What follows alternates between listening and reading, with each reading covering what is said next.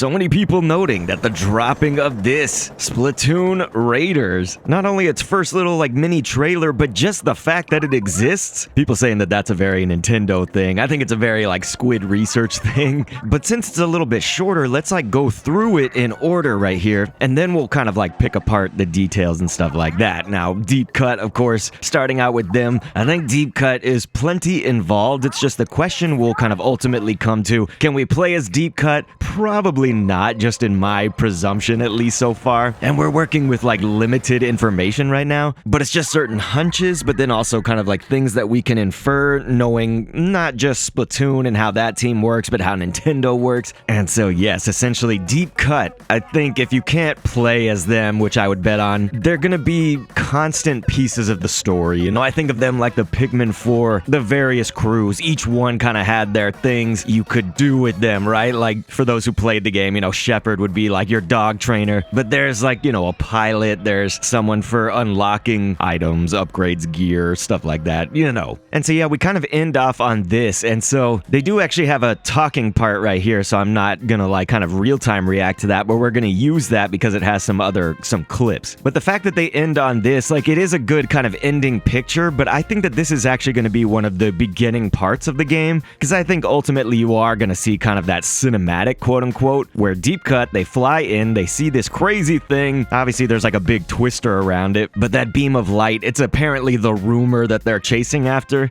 We really don't know like anything about this, except this is the Spiralite Islands, and right here, the reason I think it's at the beginning is because we do see a door just on the ground, but Deep Cut, they're all dressed still kind of in their typical Deep Cut attire. You know, they haven't changed like what we see later on. Well, in the trailer, it's like earlier on. So their clothing and everything, like it looks different. But let's cut back here. It's only about 10 seconds in, maybe 5 seconds in. We see this text, the Spiralite Islands, huh? And so that person, they're piloting this plane. You know, it stands to reason, of course, that there's two pilots there, but we're really only seeing movement from one of them. You know, like, you guys, I have to kind of wonder if that's the mechanic. And this is why, right? In that last scene of the trailer, which quote unquote might be from sort of like the early parts of this game, you see that Fry is carrying somebody. They have the same helmet as our pilot from before, but we don't see two pilots. You know, there were two seats, and right now they're just carrying one. I don't think one of them just disintegrated. I mean, maybe. But the announcement of this game and the trailer and everything, it did come with some auxiliary images, if you want to call it that, on Twitter. The trailer briefly cutting to Deep Cut in their new gear also kind of shows this, but essentially what I'm thinking, like if I had to guess, you know, Shiver, not only does Shiver have the fishing pole, but like even her attire, she's very much just like fishing, right? So even her dress looks like the tail fin of something. I don't know, this is like a bass or something. I actually in my life, just for fun, kind of studied primitive survival, at least some angles of it, and so I do like looking at this actually from a survival standpoint. But you can see actually she's sort of wearing those, it's like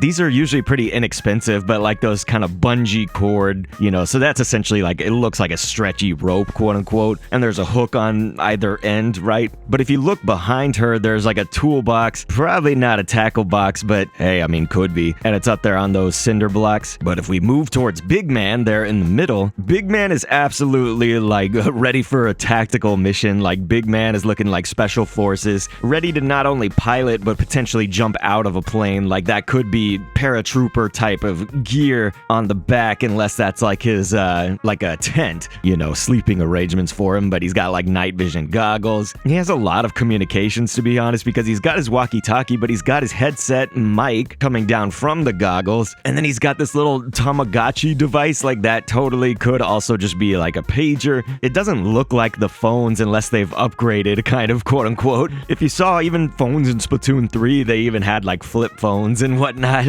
It's kind of interesting to think about and look at. But notice Big Man also looking pretty green right here. We're gonna get to that in a second. But also behind him, you see a map. X marks the spot. Like, please tell me Big Man could go on a mission with us or something. I don't know. And if you can play as Big Man, geez, he's gonna be stacked. Big Man is ready. But then notice Fry. She has only one knee pad, so the guard there on her left knee.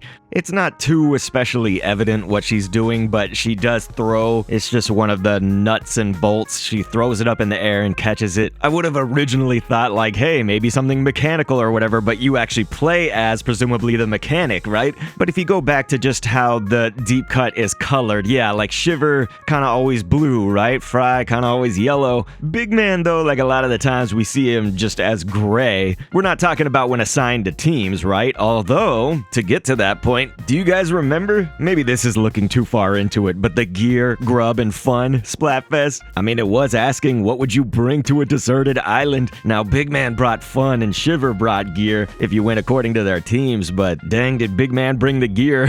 But maybe that is fun too. I mean, he's got his little Tamagotchi pet. But hey, Big Man is like kind of green, and that was his team's color actually for that Splatfest. I don't know. Could be nothing or could be a callback slightly. But let's get to the mechanic, right? And so as I said, you'll probably play as the mechanic at least some of the time, all the time. I have to wonder, you might be able to customize the mechanic. Sometimes they do this now, like you see with Mii's. You saw with Splatoon 3, for instance, when you were creating your own Inkling or Octoling. Sometimes they shy away from saying like he, her, etc. They haven't really given on Twitter a specific gender assignment to the mechanic. So again, like you may actually be able to make the mechanics somewhat how you want, but I think the consistent thing that they're always going to have is somewhat noted, but I feel like they also didn't concentrate on it too much, is look at how the mechanic is dressed essentially and what gear, we'll just say she is packing here. Not only does she have this crazy, it looks like a much bigger ink canister on the back, at least that's what I think. Like I think it's designed to be bigger than your typical turf war or something, and that's because if you're going to be on this island, she's got her home base. On Twitter they talked about it too, is just saying it's like kind of this floating ship-like home base, and that's also really interesting from a survivalist's perspective, just to give you guys like a clue into that. Obviously flotation devices, right, like down beneath, and using tires just to sort of like holster your support beams and stuff. Like this is very much, it looks handmade-ish, but like really well done. I mean, from a survival perspective, that's really well done. It might blow away in that twister that we saw earlier, but hey, now that they can anchor down strong enough, I don't know. We'll see. The fascinating thing to me would just be if that pilot does happen to be the mechanic as well that Fry was carrying before and we saw on the plane. It's kind of cool to imagine like, hey, this person just sort of threw this together, honestly, sort of quickly, so good on them. But okay, getting back to the gear and just essentially what the mechanic is wearing, what they look like. So she has this, it looks like a fishing hook, and they do have these, right? Like you can have a fishing hook that has multiple different hooks in different directions, right? Sometimes a giant fish will actually hook onto the whole thing, or you get kind of multiple smaller fish with multiple pieces of bait, etc. But that's used for like style, you know, it's in her hair, and it could be used like sometimes men or women alike could actually, in a survival situation, you kind of wear something useful in your hair like that. Anything to not have to carry more gear, let's say in your arms, on your back, etc. But we see things that are just sort of like duct taped together. It's all just like ghetto rigged. Again, that is something that you gotta do if you're in like a survival situation, but I feel like the mechanic just kind of, this is like a way of life, right? It looks like a stovetop burner right there on the top of the ink canister, perhaps covering that up, or perhaps it could be opened up, could actually open up the canister and fill it up more. But it's sort of rigged up so that it, like the irrigation of it, you know, like it can go to either side, right? Like it can go to the gun, but it could go to our right, which we see is like a pan. There seems to be a little light bulb on the top, and like Splatoon, you know, there is a sort of light on the ink canister that will like beep a little bit when it's full. Or no, it's when you have enough ink for your sub. But we should say, by the way, this huge ink canister, it does have larger red markings, you know, when you see there's all those little measuring cup lines for the liters or whatever, and then there's sort of that main line. And so you'd have to imagine that if specials can be activated in here, this could be an indication for that. But yeah, let's go back to that pot.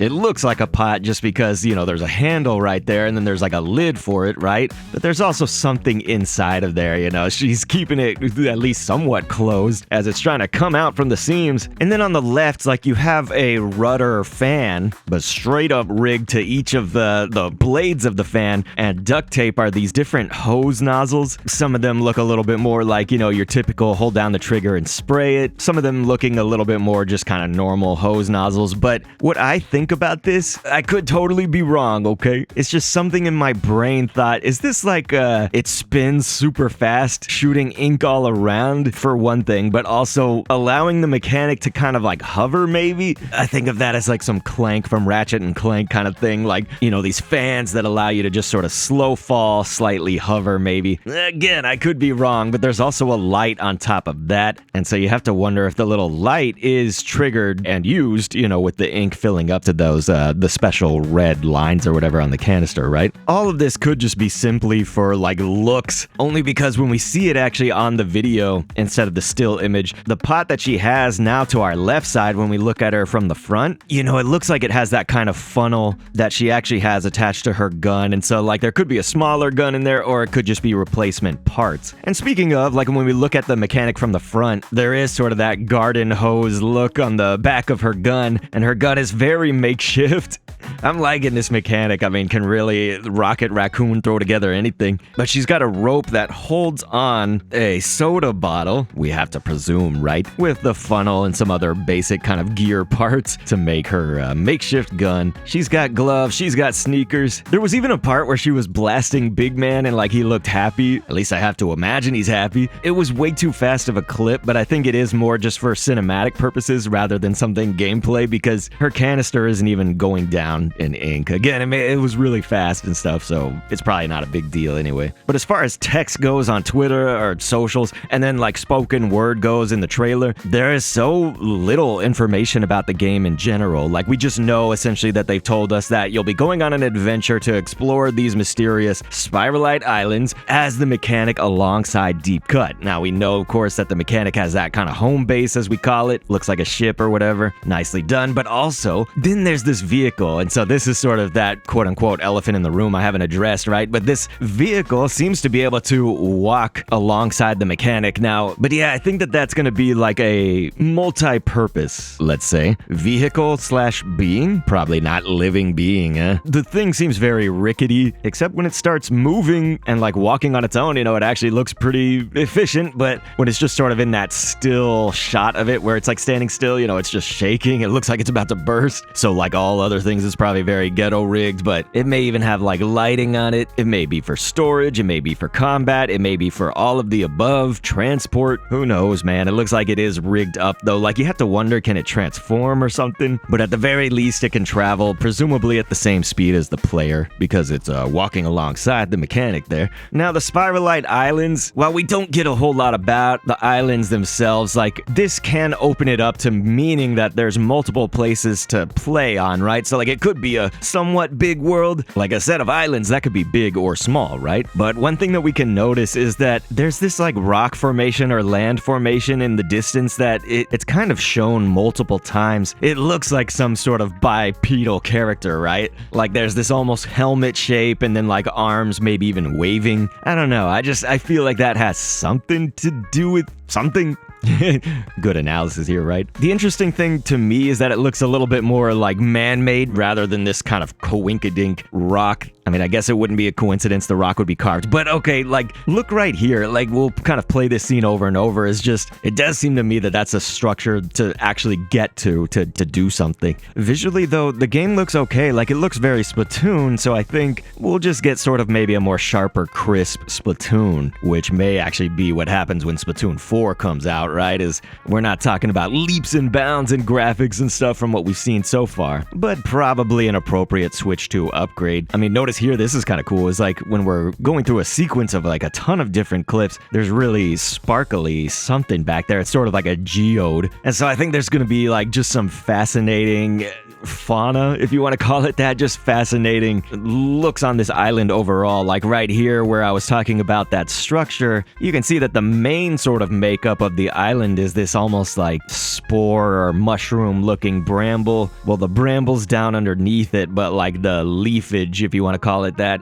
it's very mushroom-like, very kind of marshy. There's a lot of gear also, like, just randomly placed throughout. At least it would make it seem randomly throughout the island, but I think that that's around around the quote-unquote crash site, maybe landing site, but like I do have to think that, you know, the pilot slash maybe mechanic crashed, deep cut, they all crashed there, and the gear is just sort of strewn about right here on this part. So this has to probably, if that's the case, be very close to where you start out, right? And maybe where the home base is. It does look more deserted island-ish, but like probably there's some sort of local species, right? Or invasive species that like took it over, something like that. Just because it's not like it's a well-kept island. I mean, there are like trees and leaves and stuff everywhere just on the ground. And there's berries and things like that. But I feel like they did kind of make it a point to not show too much of the island. And hey, this is all just meant to be a Nintendo Today teaser that was then thrown up on YouTube, thrown out on socials. In the end, I'm kind of inclined to think that this will kind of be reminiscent of a single-player campaign in Splatoon games, less about the turf, more about like, okay, there's going to be combat elements, but maybe even like a small story to it. All of those kind of components of this, still the mechanics of getting an ink to reload. But yeah, I think of it just as a smaller game in general, probably targeting somewhere around the like $20